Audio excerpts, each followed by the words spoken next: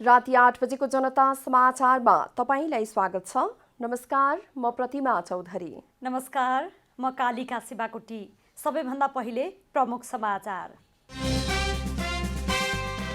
आज थप 418 जनामा कोरोना संक्रमण पुष्टि। काठमाडौँ उपत्यकामा मात्रै 51 जनामा संक्रमण। संसदीय समितिमा एसिड आक्रमणका घटनाबारे छलफल। दोषीलाई जन्मकैदको सजाय हुनुपर्ने पीडितहरूको माग। पछिल्लो समय तरकारीको मूल्य अत्याधिक बढेपछि उपभोक्ता मर्कामा।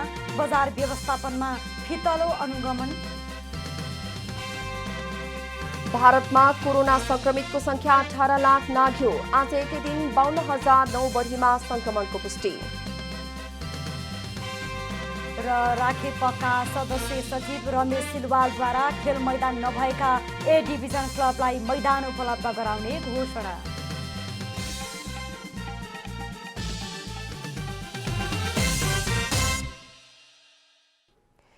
अब पुरा समाचार। नेपालमा आज 418 जनामा कोरोना भाइरसको संक्रमण भएको छ। स्वास्थ्य तथा जनसङ्ख्या मन्त्रालयका अनुसार 7,637 पीसीआर परीक्षणमा 418 जनामा कोरोना पोजिटिभ देखिएको हो। यो सँगै नेपालमा कोरोना संक्रमितको संख्या 20,750 पुगेको छ। आज 358 जना संक्रमित डिस्चार्ज भएका छन्। आजसम्म 14,961 जना संक्रमित निको भएर घर फर्किएका छन्।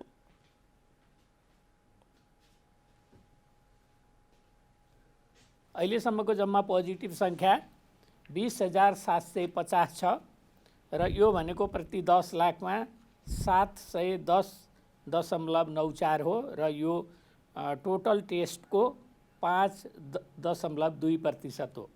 सक्रिय सङ्क्रमितहरूको सङ्ख्या 5,732 छ र यो प्रति 10 लाखमा 196.39 हो। देशभरका आइसोलेसनमा 5,732 जना संक्रमित उपचाररत रहेका छन् भने हालसम्म कोरोनाबाट 57 जनाको मृत्यु भएको छ। विश्व स्वास्थ्य संगठनका नेपाल प्रतिनिधि जोस भ्यान्डेलरले कोभिड-19 संक्रमणको जोखिम न्यूनीकरणका लागि एक अर्काबीच दूरी कायम गर्न अपिल गर्नु भएको छ। पछिल्लो समय सरकारले लकडाउन हटाइसके पछाडि मानिसहरूले आफ्नो व्यवहारमा परिवर्तन नगरेका कारण संक्रमण बढ्दै गएको हो। संक्रमण कम गर्नका लागि एक अर्काबीच दूरी कायम गर्नु सबैभन्दा महत्त्वपूर्ण रहेको छ। तर मानिसहरूको भिडभाड बढ्न थालेपछि विश्व स्वास्थ्य संगठनको नेपाल प्रतिनिधि भ्यान्डेलरले दूरी कायम गर्न अपिल गर्नुभएको हो। खोक्दा अथवा छुँदा अर्को व्यक्तिमा संक्रमण भइरहेको र एक अर्काबीच दूरी कायम गर्नु नै सबैभन्दा सुरक्षित उपाय भएकाले सावधानी अपनाउन भ्यान्डेलरले अपिल गर्नुभएको छ। उहाँले कम्तीमा 1 मिटरको दूरी कायम गरेर क्रियाकलाप गर्न ध्यान दिन आग्रह समेत गर्नुभयो।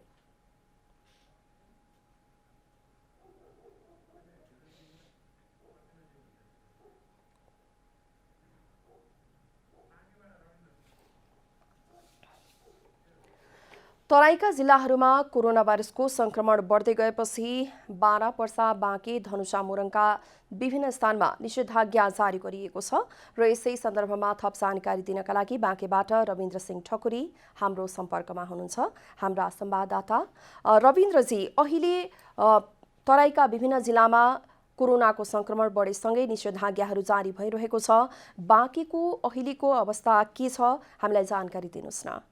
हजुर प्रतिमाजी, पछिल्लो समय बाँकेमा पनि कोरोना संक्रमित व्यक्तिहरू चाहिँ ट्रेसिङ गरिएको भन्दा पनि समुदाय स्तरमा भेटिन थालेपछि जिल्ला प्रशासन बाँके सीसीएमसीको बैठकले चाहिँ शनिबार र मध्यरातिदेखि मङ्गलबार मध्यरातिसम्म निषेधाज्ञा जारी गरेको छ र बाँकीमा निषेधाज्ञाको अवस्था हेर्ने हो भने पहिलाको भन्दा केही समुदायमा चाहिँ सचेतना फैलिसकेको छ र उनीहरू पनि समुदाय स्तरमा सरकारी कार्यालयका कर्मचारीहरूमा चाहिँ कोरोना संक्रमित व्यक्तिहरू भेटिसकेपछि पनि अलिकति सचेत भएर केही भए पनि लकडाउनको पालना गरेको पाइएको छ भने प्रशासनले आज यो रक्षाबन्धन भएको कारणले केही सहजता गरेको भए पनि भोलिदेखि फेरि कडाई गर्ने र भोलि बिहान 11 बजे सिसिएमसीको बैठक बसेर फेरि यो लकडाउन लम्बाउने भन्ने एक खालको तयारी भइसकेको छ र अहिले नै अब लम्बाउने के गर्ने भन्ने भन्न नसकिने अवस्था रहे तापनि अहिलेको कोरोना संक्रमित व्यक्तिहरूको अवस्था भेटिएको पोजिटिभ देखिएका व्यक्तिहरूको अवस्था हेर्ने हो भने अहिले सिसिएमसी बैठकले चाहिँ यो लकडाउन केही समय लम्ब्याउने तयारी गरिरहेको अवस्था छ। रविन्द्रजी, बाँकीमा समुदाय स्तरमा कोरोना संक्रमण फैलिनुको मुख्य कारण चाहिँ के भनेर भनिएको छ बाँकीमा चाहिँ? हजुर, बाँकीमा सुरुवाती चरणमा जसरी लकडाउनको पालना गरे स्थानीयहरूले पछि केही समय बित्दै जाँदाखेरि जनस्तरबाट नै सरकारले गरेको लकडाउनको उल्लङ्घन हुने र WHO ले निर्धारण गरेको स्वास्थ्य प्रोटोकल अनुसार चाहिँ मापदण्ड पुरा नगरेर विभिन्न व्यवसायहरू सरकारी कार्यालयहरू खुलेसँगै सरकारी कार्यालयमा पनि भिडभाड, त्यसै गरी सामाजिक दूरी कायम नगर्ने लगायतका विभिन्न लापरवाहीहरूले पनि समुदाय स्तरमा कोरोना संक्रमित व्यक्तिहरू फेला परिसकेका सक्ने अवस्था रहेको हुँदा यसरी नै सरकारले जुन प्रोटोकल बनाएको थियो अनुसार चाहिँ स्थानीयहरूले फलोअप नगर्ने र सरकारी कार्यालयका कर्मचारीहरूले त्यसलाई चाहिँ फलोअप नगर्दा चाहिँ यसरी समुदाय स्तरमा कोरोना पुगेको देख्न सकिन्छ। रविन्द्रजी, त्यसै गरी अब यो निषेधाज्ञाले दैनिक जीवनमा निकै असर पुग्न जान्छ र त्यहाँका स्थानीयहरूको भनाइ के छ र यो निषेधाज्ञाले अत्यन्त आवश्यक जति पनि वस्तुहरू छन्, सामानहरू किन्नुपर्ने, त्यसको लागि पनि समयहरू पनि छुट्याइएको होला, के कस्तो व्यवस्थापन गरिएको छ? हजुर, पहिलो चरणको लकडाउन सुरु भएसँगै दोस्रो चरणमा जस्तै बाँके प्रवेश गरेको छ र दोस्रो चरणको केही लगभग 10-15 दिन जति खुकुलो भएसँगै स्थानीय जनस्तरमा चाहिँ आफूलाई चाहिने दैनिकी उपभोग्य सामग्रीहरू चाहिँ सबैले खरिद गरिसकेको अवस्था छ भने अहिले तत्कालै 1-2 दिन निषेधाज्ञा हुँदैन, करिब 10-15 दिन निषेधाज्ञा हुँदैन, अहिले तत्कालै त्यस्तो कुनै समस्या देखिने अवस्था छैन। पहिलो चरणमा गरिएको लकडाउनको बेलामा जसरी 10-15 दिन नै जसरी स्थानीय सरकारले राहत वितरण सुरु गर्यो त्यसमा पनि केही त्रुटि भएको देखिन्छ। सुरुवाती चरणमै त्यसरी राहत वितरण गर्नु आवश्यकता थिएन र अहिले तत्काल त्यस्तो कुनै खालको जनस्तरमा कुनै समस्याहरू देखिएको छैन भने लामो दूरीका हिँड्ने सवारी यात्रुहरूलाई पनि केही असहजता भने पक्कै पनि भएको छ। रविन्द्रजी, जस्तै अन्य तराईका जिल्लाहरूमा मैले पर्साकै कुरा उठाउन चाहेँ। जस्तै पर्सामा सीमा नाकाहरू खुल्ला भएको कारण र यो निषेधाज्ञामा पनि चोरी छुपे आउने कारणले पनि यो संक्रमण बढेको भनेर विभिन्न किसिमको समाचारहरूमा आइरहँदाखेरि चाहिँ बाँकेमा सीमा नाकाहरूको जुन सिल गर्ने अथवा के कसरी व्यवस्थापन गरिएको छ सो बारे पनि जानकारी गराउनुहोस् न। हजुर, बाँकेमा यो सीमा भारतसँग सीमा जोडिएको जिल्ला भएको र यो पछिल्लो समय चाहिँ सीमामा जसरी बाँकेमा पहिला भएका प्रमुख जिल्ला अधिकारीहरूले जसरी निर्देशनलाई चाहिँ अवज्ञा गरिएको थियो, अहिले पछिल्लो समय प्रशासक पनि एक खालको राम्रो आएको देखिँदा र जनस्तरमा त्यो खालको भान परेको हुँदा चाहिँ सीमामा कडाई गरिएको छ भने सीमामा जति कडाई गरिए तापनि प्रहरीले भने दैनिक रूपमा 1-2 जना व्यक्तिहरू यो लागु औषधजन्य पदार्थ ओसार पसार गर्ने व्यक्तिहरू भने आवत जावत गरिरहेको अवस्थामा समाइरहेको अवस्था छ भने अवैध रूपमा हुने गरेका कारोबारीहरू भने अझै पनि सीमामा सक्रिय भएका छन् भने सहज रूपमा आउन सक्ने साधारण जनताहरूका लागि भने सीमा चाहिँ सिल गरिएको देखिएको छ। त्यसै गरी भारतीय कामदारहरू पनि अब ल्याउने र उनीहरूको पनि PCR रिपोर्टहरू भएको देखाउने, त्यो रिपोर्ट देखाएपछि चाहिँ उहाँहरूलाई चाहिँ सजिलै फ्याक्ट्रीहरूमा प्रवेश गराइने कारणले पनि यो बढेको भन्ने पनि विभिन्न समाचारहरू आइरहँदाखेरि बाँकीमा जति पनि भारतीय कामदारहरू छन् उहाँहरूलाई प्रवेश दिइएको छ वा छैन?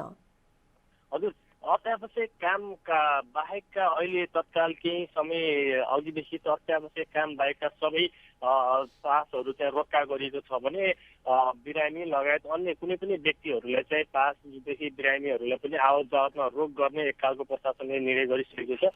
यो विषयमा प्रशासन पनि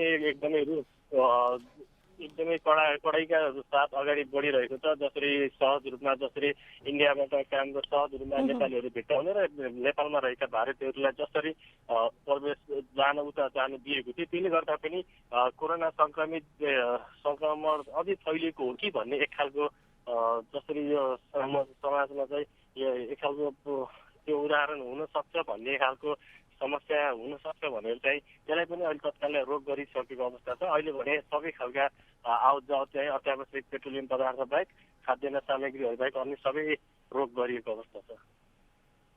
हस्त जानकारीको लागि धन्यवाद। भर्खरै हामीले कुराकानी गर्यौं हाम्रा संवाददाता बाँकेबाट रविन्द्र सिंह ठकुरी हामीलाई जानकारी गराएर गइसक्नु भएको छ। हामी जनता समाचारमा छौं। अब थप समाचार। एसिड प्रहार गर्नेलाई कडा कानून बनाई कारबाही गर्न पीडितहरूले माग गरेका छन्। संसदीय समितिको बैठकमा उपस्थित एसिड आक्रमणका पीडितहरूले कडा कानून बनाउन माग गरेका हुन्।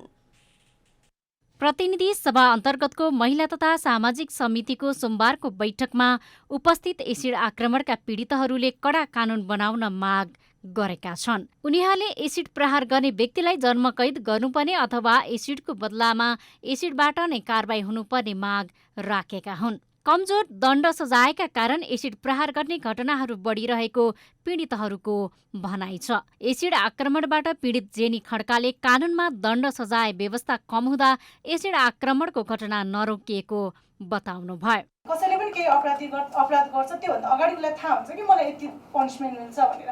हामी सानोतिनो काम गर्दा पनि मैले यस्तो गरेँ भने मम्मी मलाई यस्तो गर्छ सबैलाई थाहा हुन्छ नि त। त्यस्तो हुनाले चाहिँ हामीले कानुन बलियो बनायो भने सायद यो घटना अरू कसैमा पनि हुँदैन।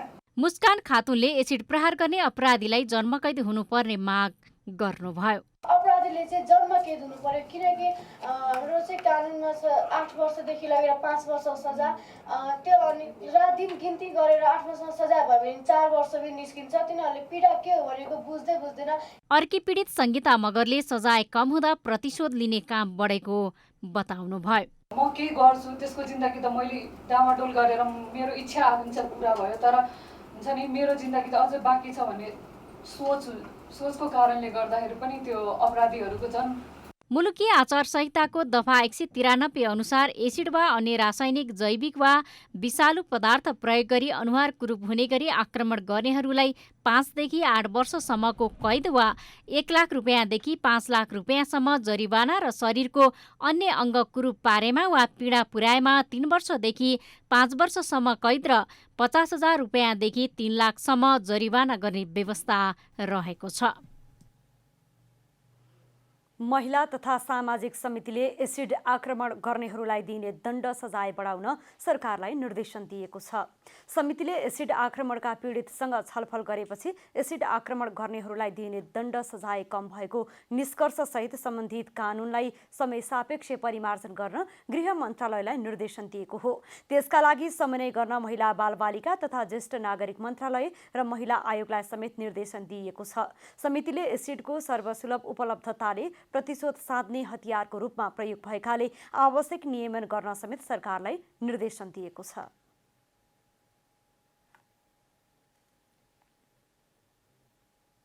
पीडन तथा एसिड आक्रमण सम्बन्धी कानुनी व्यवस्था र दण्ड सजायलाई समय सापेक्ष परिमार्जन गर्न आवश्यक देखिएकोले सम्बन्धित विद्यमान कानुनमा आवश्यक संशोधन गर्ने कार्यलाई तत्काल अगाडि बढाउन समिति नेपाल सरकार गृह मन्त्रालयलाई निर्देशन गर्दछ। साथै आवश्यक समन्वयका लागि महिला बालबालिका तथा ज्येष्ठ नागरिक मन्त्रालय र राष्ट्रिय महिला आयोगलाई निर्देशन गर्दछ। समितिले एसिड आक्रमणका उजुरी तत्काल सम्बोधन गर्ने व्यवस्था मिलाउन समेत निर्देशन दिएको छ। बैठकमा सांसदहरूले बजारमा एसिड सहज रूपमा उपलब्ध हुने भएकाले आक्रमणका घटनाहरू घटिरहेको उल्लेख गर्दै बिक्री वितरणमा कडाई गर्न माग गरेका थिए। यसैगरी पछिल्लो समय एसिड आक्रमणका घटनाहरू बढ्दै गएपछि सांसदहरूले दण्ड सजायको दायरा बढाउनु पर्ने माग गरेका छन्। सजायको दायरा बढाएर जन्मकैदको व्यवस्था गर्नुपर्ने सांसदहरूको माग छ।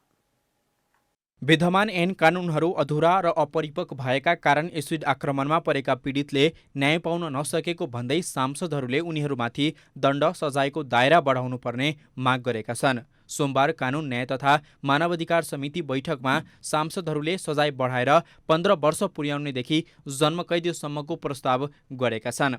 अहिले बढीमा 8 वर्षसम्म सजाय दिने व्यवस्था रहेकोमा त्यसलाई बढाउनु पर्ने सांसदहरूको माग छ। ऊ आजीवन चाहिँ पीडित भएर बस्न सक्छ, एकजना जो पीडित छ बस्न सक्छ भने उसलाई पनि आजीवन कारावास चाहिँ हुनुपर्छ भन्ने चाहिँ यसरी चाहिँ न्यायोचित हुन्छ भने कतिपयले सजायको दायरा बढाएर मात्रै नहुने भन्दै कार्यान्वयनको पक्षलाई जोड दिएर अगाडि बढ्नुपर्ने सांसदहरूको भनाइ छ। सजाय चाहिँ बढाउनु पर्छ र दण्ड सजाय अब 15 वर्ष बनाउनु पर्छ भन्ने मलाई लाग्छ।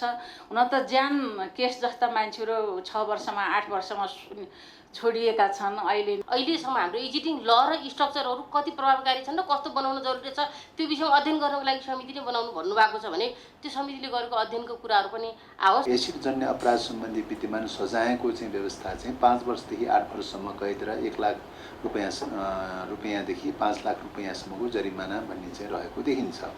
शरीरको अङ्गभङ्ग र कुरू पारेमा वा शरीरमा पीडा पुर्याएमा 3 वर्षदेखि 5 वर्षसम्म कैद र 50,000 रुपियाँदेखि 3 लाख रुपियाँसम्मको जरिमाना भन्ने जो व्यवस्था चाहिँ छ। सरोकारवाला पक्षहरूसँगको छलफलपछि समितिले स्वास्थ्य मन्त्रालयलाई तत्काल पीडितहरूको निशुल्क उपचार गर्ने व्यवस्था मिलाउन समेत निर्देशन दिएको छ। समितिले कानुनमा दण्ड सजाय राहत र क्षतिपूर्तिको पर्याप्तता नभएकोले न्याय कानुनको विधेयक संसदमा प्रस्तुत गर्न कानुन मन्त्रालयलाई निर्देशन दिएको छ। एसिड आक्रमणबाट पीडित व्यक्तिहरूको निशुल्क उपचार राज्यका तर्फबाट तत्काल व्यवस्था गर्न स्वास्थ्य तथा जनसङ्ख्या मन्त्रालयलाई निर्देशन गर्ने। 2. एसिड आक्रमण सम्बन्धमा भएको जो कानुन हामीसँग अपराध संहितामा छ त्यो पर्याप्त छैन, दण्ड सजाय पनि पर्याप्त छैन, राहत क्षतिपूर्तिको व्यवस्था पनि त्यसमा पर्याप्त छैन। तसर्थ तत्काल नयाँ कानुन विधेयक संसदमा प्रस्तुत गर्न कानुन न्याय तथा संसदीय मामला मन्त्रालयलाई निर्देशन गर्ने। समितिले रासायनिक पदार्थको आयात ओसार पोसार सञ्चय र प्रयोग सम्बन्धी इजाजत प्रदान गर्ने कार्यविधि 2073 लाई 3 महिनाभित्र संशोधन गर्न गृह मन्त्रालयलाई निर्देशन दिएको छ। नेपालमा परिवारका सदस्य, आफन्त र नजिकका नातेदारबाट एसिड आक्रमण हुने गरेको तथ्याङ्कले देखाउँछ। बदला लिन प्रेम सम्बन्ध सफल नहुनु जस्ता कारणले आफन्तहरूबाट एसिड आक्रमण बढी हुने गरेको तथ्याङ्कले देखाएको हो। सङ्घीय संसद अन्तर्गतको कानुन न्याय तथा मानव अधिकार समितिमा प्रहरी महानिरीक्षक शैलेश थापा छेत्रीले नेपालमा परिवारका सदस्य, आफन्त र नातेदारबाट एसिड आक्रमण हुने गरेको तथ्याङ्क रहेको बताउनुभयो। महानिरीक्षक थापाले पछिल्लो समय लिखित जाहेरी दर्ता भएका 17वटा घटनामध्ये 8वटा बदलाको भावनाले घटेको बताउनुभयो। प्रेम सम्बन्धमा खटपट आएका कारण 5 र अनुहार कुरूप बनाउने हिसाबले 2वटा एसिड आक्रमणका घटना घटेको पाइएको उहाँले बताउनुभयो। हाम्रो तथ्याङ्कले भएका सबै एसिड एट्याकहरूमा नेपालको सन्दर्भमा कुरा गर्दाखेरि परिवार अथवा नजिकको नातेदारहरूसँग रिलेट गरेको तथ्याङ्कले देखाउँछ। यो तथ्यप्रति हामी स्पेसिफिक हुनु जरुरी छ र यसलाई अतिरञ्जित रूपमा व्यक्त गरिनुहुन्न भन्ने पनि अभिप्राय व्यक्त गर्न चाहन्छु। महान्यायाधिवक्ता अग्नि खरेलले एसिड जस्ता रासायनिक पदार्थको सहज उपलब्धता नहुने गरी कानुनी व्यवस्था गर्नुपर्ने बताउनुभयो। सजिलै बजारमा एसिड प्राप्त हुने भएकाले पनि घटनाहरू बढी घट्ने गरेको उहाँले बताउनुभयो। सरकारले बिक्री वितरणका लागि निश्चित कार्यविधि बनाउनु पर्ने उहाँले बताउनुभयो। बजारमा हामी अन्य खाद्य पदार्थहरू जसरी प्राप्त गर्छौँ, अन्य निर्माणका सामग्रीहरू जसरी प्राप्त गर्छौँ त्यसरी नै प्राप्त गर्नुपर्ने चिज या वस्तु यो हो कि होइन, यदि यो मेरो विचारमा त्यसरी प्राप्त गर्नुपर्ने चिज होइन, यसलाई नियमन गर्न जरुरी छ।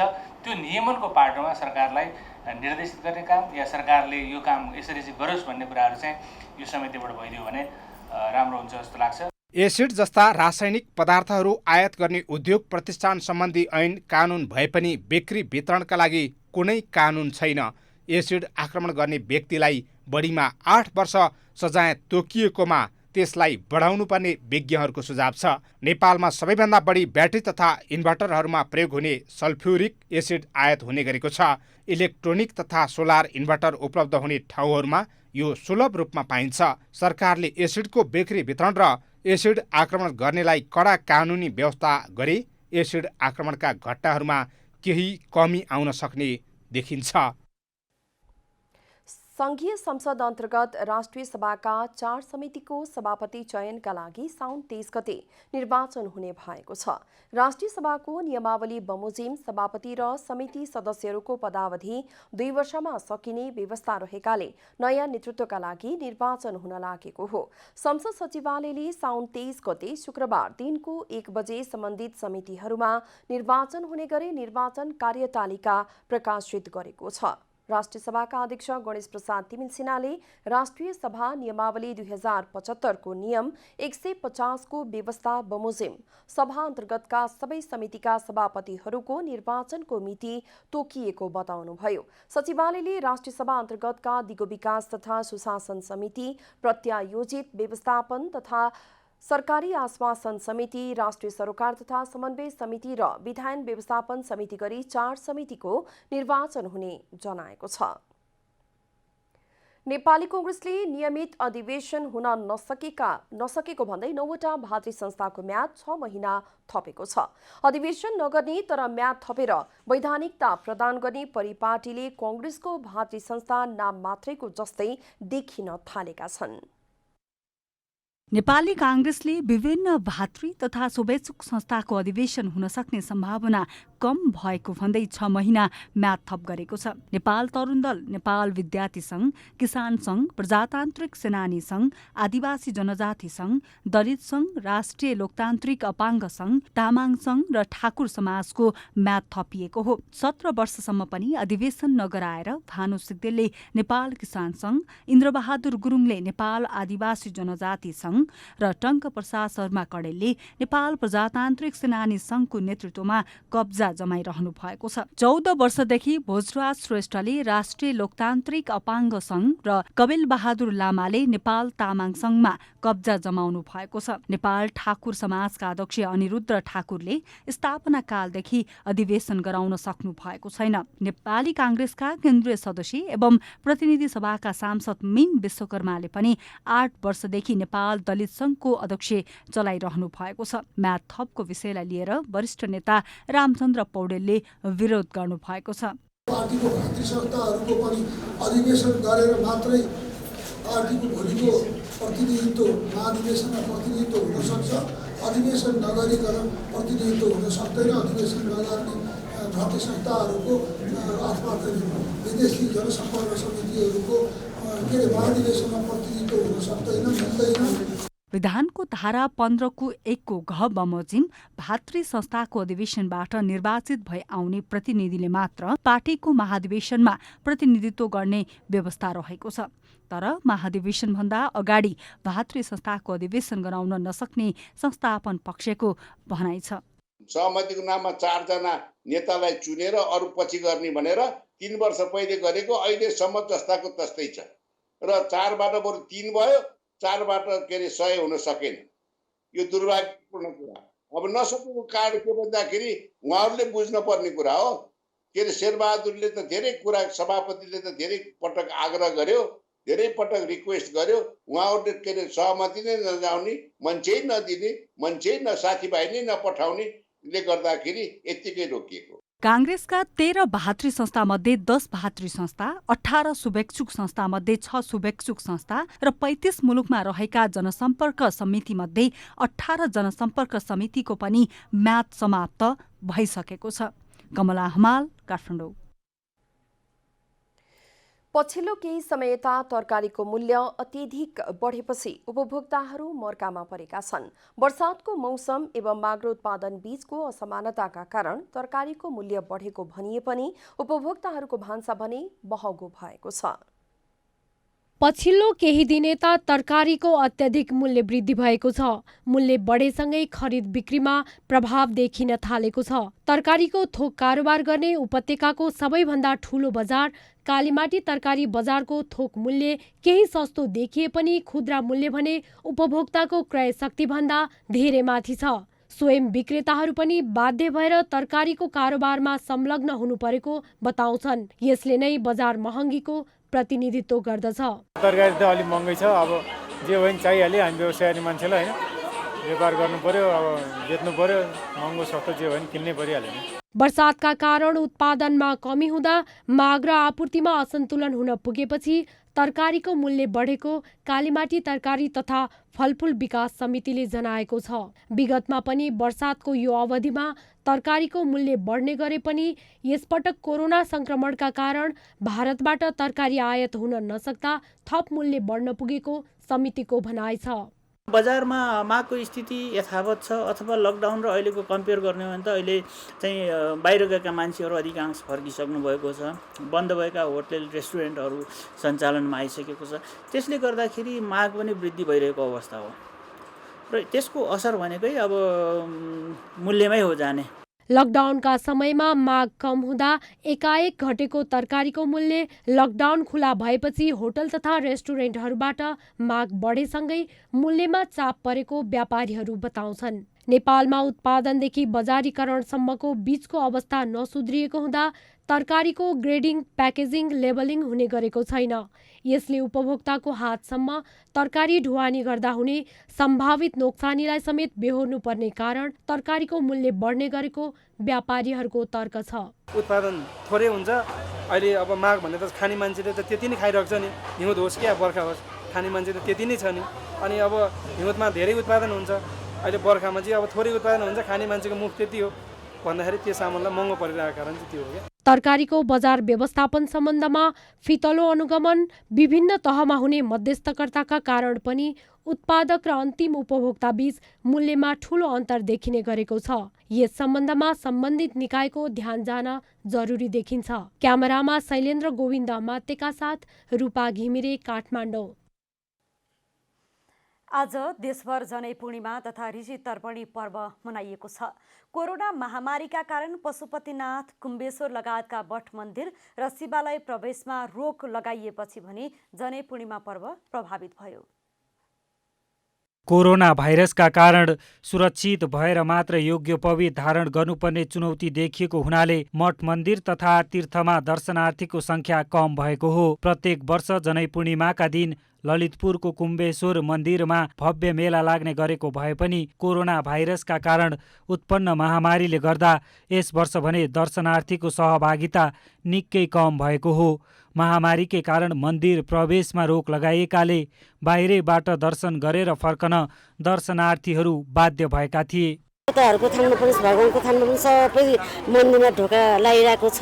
खुसी लागेको छैन जनताहरू सबैलाई। मान्छेदेखि डर लाग्ने बेला आइरहेछ। प्रत्येक वर्ष लाग्थ्यो, योपालि आउँदा सुनसान छ। यतिखेर नत्र भने मादलहरू, गीतहरू, जाउरे गीतहरू भएका रमाइलो यतिखेर टेक्ने ठेवाइलो कहीँ हुन्थेन हैन। प्रत्येक वर्ष जनै पूर्णिमाका दिन यस कुम्बेश्वर मन्दिरमा मेला लाग्ने गर्दछ, तर यस वर्ष भने कोरोना भाइरस महामारीका कारण यस कुम्बेश्वर मन्दिरमा दर्शनार्थीको सहभागिता कम देखिन्छ। श्रावण शुक्ल पूर्णिमा तिथिमा धार्मिक तथा पितृ कार्य गर्नका लागि नभई नहुने जनै शास्त्रीय विधि पूर्वक तयार पारी यस दिन वैदिक मन्त्रले अभिमन्त्रण गरेर धारण गर्ने परम्परा छ। सोमबार शिवजीको दर्शन गरौँ भनेर आएको। अब यहाँ आउँदा ढोका बन्द छ, अहिले हिँड्ने स्थिति पनि थिएन। जनै पूर्णिमाकै दिन यस वर्ष साउने सोमबार समेत परेको हुँदा भगवान पशुपतिनाथको दर्शन गर्न गएका दर्शनार्थीहरू पनि मन्दिर प्रवेश गर्न नपाएपछि बाहिरैबाट दर्शन गरी श्रद्धा प्रकट गरेका थिए। मनाएको यहाँ आउँदा ढोका बन्द रहेछ, यसो वारीबाट भए पनि यसो पशुपतिनाथको दर्शन गरौँ भनेर वारीपट्टि आएर यसो दर्शन ससन गरेको। यस दिन विभिन्न 9 थरीका गेडागुडी भिजाई टुसाएपछि पकाएर तयार पारिने विशेष परिकार क्वाटी बिरुडा खाने चलन छ। आजै देशका विभिन्न शिक्षालय तथा प्रतिष्ठानमा संस्कृत भाषाको श्रीवृद्धिका लागि संस्कृत दिवस मनाइएको छ। यस वर्ष कोभिड-19 को महामारीका कारण जनै पूर्णिमाका दिन आफन्त कहाँ जानेको चहलपहल पनि देखिएन। प्रत्येक साउने सोमबारका दिन भिडभाड देखिने पशुपति क्षेत्रमा दर्शनार्थीको संख्या निकै कम मात्रामा देख्न सकिन्छ। दर्शन गर्न आएका दर्शनार्थीहरू गेटमा आएर दर्शन गरेर फर्किन बाध्य छन्। क्यामेरामा साजन थापाका साथ अभिषेक सापकोटा, काठमाडौँ।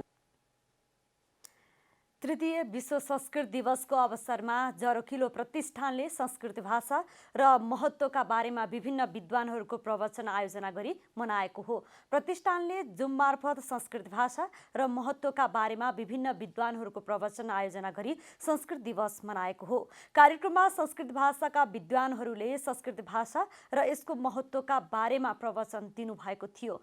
विशिष्ट वक्ता प्राध्यापक डाक्टर केशव प्रपन्नाचार्यले संस्कृत भाषा जननी भाषा भएकाले विद्यालय स्तरमा संस्कृत भाषाको पठन पाठन हुनुपर्ने बताउनुभयो। कार्यक्रमका प्रमुख वक्ता प्राध्यापक डाक्टर हरिप्रसाद अधिकारीले संस्कृत कसैको व्यक्तिगत भाषा नभई यो सबैको साझा भएको बताउनुभयो। महाभारत, रामायण जस्ता धार्मिक ग्रन्थ मात्र नभई प्राचीन कालका सम्पूर्ण साहित्य पनि संस्कृत भाषामै भएकाले यो सबैको साझा भाषा भएको उहाँको भनाइ थियो।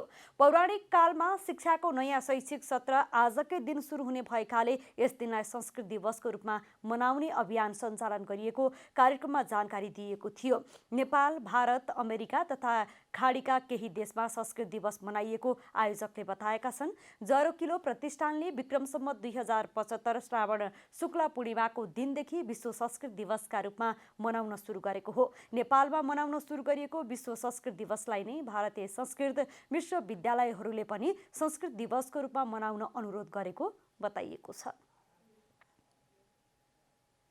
अब आर्थिक समाचार।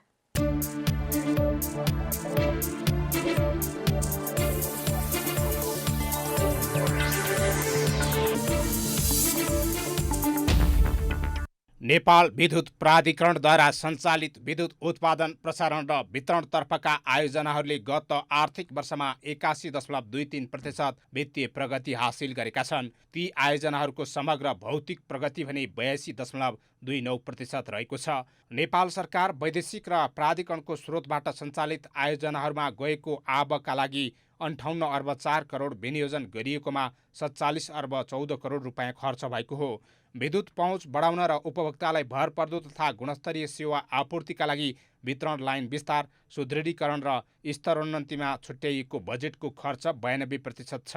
विश्वव्यापी महामारीको रूपमा फैलिएको कोरोना भाइरसका कारण निर्माणाधीन आयोजनाको काम प्रभावित हुँदा समेत समग्र वित्तीय र भौतिक प्रगति उत्साहजनक नै रहेको प्राधिकरणका कार्यकारी निर्देशक कुलमान घिसिङले बताउनुभयो। गएको आर्थिक वर्षमा विद्युत आयोजनाको उत्पादनतर्फ 7 अर्ब 80 करोड विनियोजन भएकोमा 5 अर्ब 53 करोड रुपियाँ खर्च भएको छ।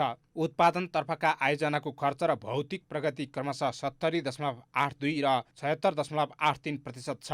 गएको आर्थिक वर्षमा निजी क्षेत्रका 15 आयोजना निर्माण सम्पन्न भई 135 मेगावाट विद्युत राष्ट्रिय प्रसारण लाइनमा थपिएको छ।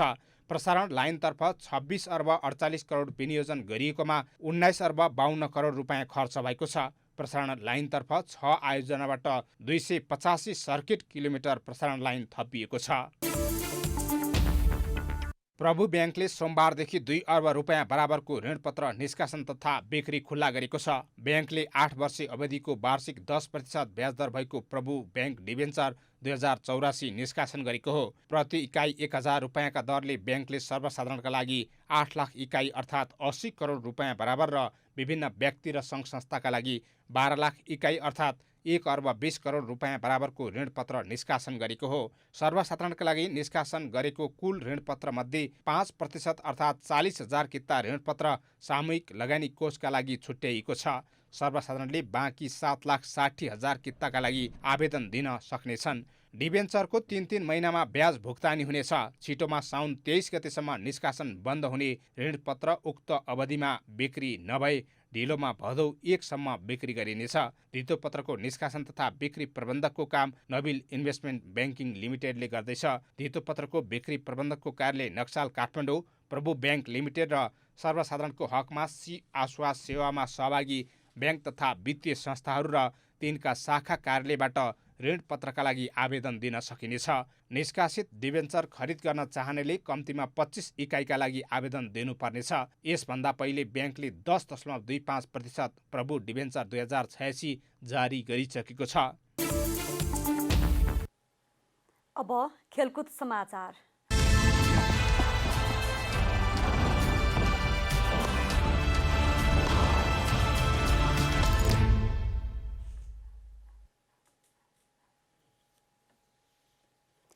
राष्ट्रिय खेलकुद परिषद राखेपका सदस्य सचिव रमेश सिलवालले खेल मैदान नभएका ए डिभिजन क्लबलाई मैदान उपलब्ध गराउने घोषणा गर्नुभएको छ। एन्फाले राखेपमा नियुक्त भएका पदाधिकारीहरूलाई शुभकामना दिन आयोजना गरेको कार्यक्रमलाई सम्बोधन गर्दै सिलवालले खेल मैदान नभएका ए डिभिजन क्लबहरूलाई मैदान उपलब्ध गराउने बताउनु भएको हो। अखिल नेपाल फुटबल संघ एन्फाले राखेपमा नियुक्त भएका पदाधिकारीहरूलाई शुभकामना दिन आयोजना गरेको कार्यक्रमलाई सम्बोधन गर्दै सदस्य सचिव रमेश कुमार सिलवालले खेल मैदान नभएका ए डिभिजन क्लबहरूलाई मैदान उपलब्ध गराउने बताउनुभयो।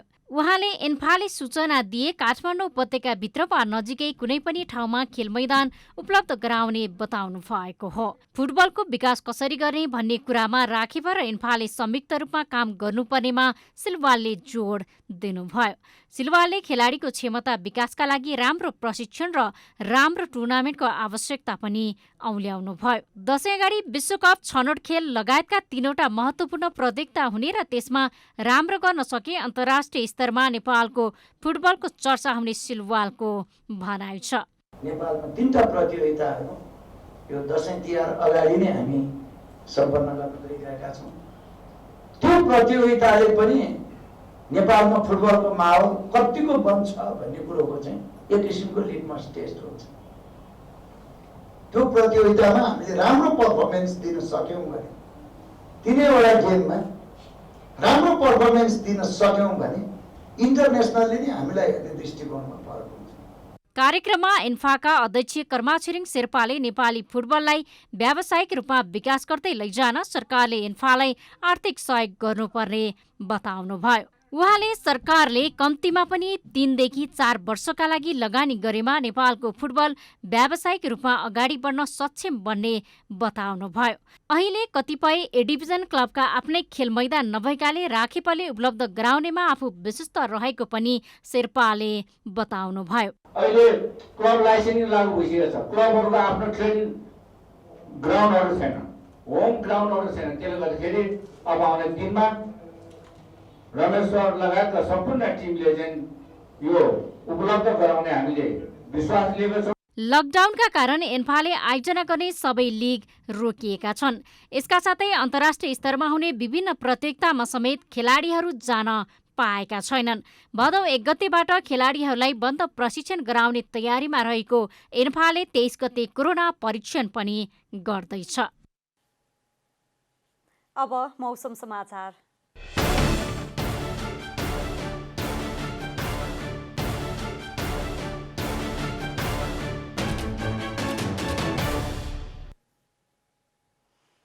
आज दिउँसो देशभरको मौसम सामान्य बदलिरही केही स्थानहरूमा हल्कादेखि मध्यम वर्षा भयो। राति भने देशभरको मौसम सामान्य बदलिरही धेरै स्थानहरूमा हल्कादेखि मध्यम वर्षाको सम्भावना रहेको जल तथा मौसम पूर्वानुमान महाशाखाले जनाएको छ। अब देशभरका विभिन्न स्थानको मौसम सम्बन्धी थप विवरण।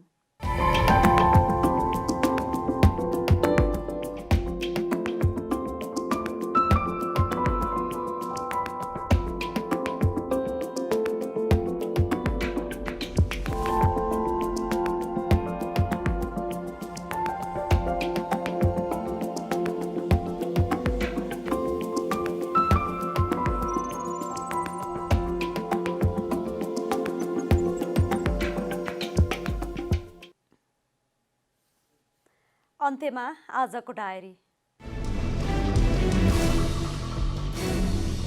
नेपालमा आज 418 जनामा कोरोना भाइरसका संक्रमित थपिएका छन्। यो सँगै नेपालमा कोरोना संक्रमितको संख्या 20,750 पुगेको छ।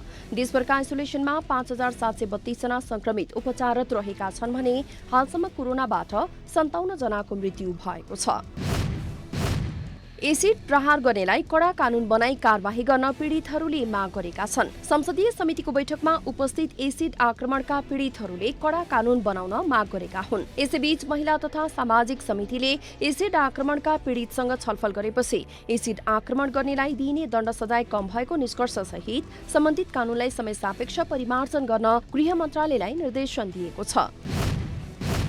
संघीय संसद अन्तर्गत राष्ट्रिय सभाका 4 समितिको सभापति चयनका लागि साउन 23 गते निर्वाचन हुने भएको छ। राष्ट्रिय सभाको नियमावली बमोजिम सभापति र समिति सदस्यहरूको पदावधि 2 वर्षमा सकिने व्यवस्था रहेकाले नयाँ नेतृत्वका लागि निर्वाचन हुन लागेको हो। भारतमा कोरोना भाइरसको संक्रमितको संख्या 18 लाख नाघेको छ। भारतमा गत 24 घण्टामा कोरोनाका कारण 771 जनाको मृत्यु भएको छ। यो सँगै मृतकको संख्या 38,135 पुगेको जनाइएको छ। राखेपका नवनियुक्त सदस्य सचिव रमेश कुमार सिलवालले जुन विश्वासका साथ आफूलाई सदस्य सचिवको जिम्मेवारी दिइएको छ त्यो विश्वासलाई कहिले टुट्न नदिने बताउनु भएको छ। उहाँले आफूलाई पुनः जिम्मेवारी दिएकोमा नेपाल सरकार, खेलकुद मन्त्रालय र सदस्य सचिव सिफारिस समितिलाई धन्यवाद ज्ञापन गर्नुभयो।